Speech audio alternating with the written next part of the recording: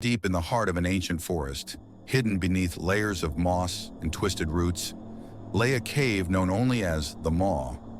Locals whispered that it was a living thing, an entrance to a world beyond human comprehension, where shadows danced and voices echoed with a maddening familiarity. No one who entered the Maw ever returned, and it was said that the cave had an insatiable hunger for the living. The legend spoke of a group of settlers who, centuries ago, sought shelter in the cave during a violent storm.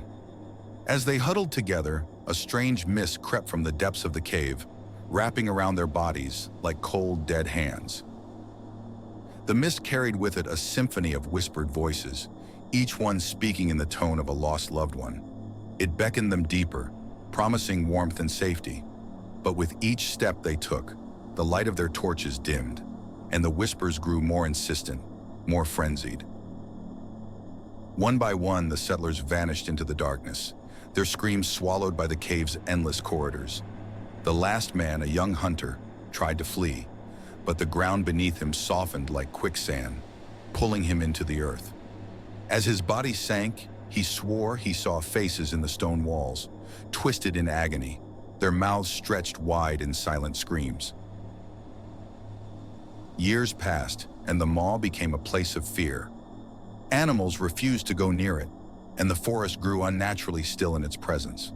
On nights when the moon was full, the mist would spill from the cave's mouth, carrying the faint echoes of the settlers' voices, still calling for help, still begging to be found.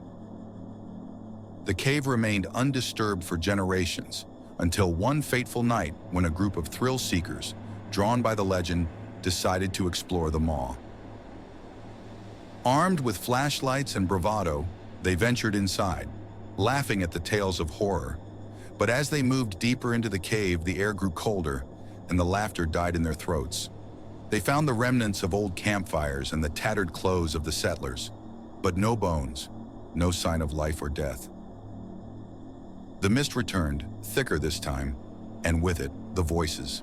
The leader of the group, a young woman named Sarah, screamed as she recognized the voice of her dead brother, calling her name from the darkness.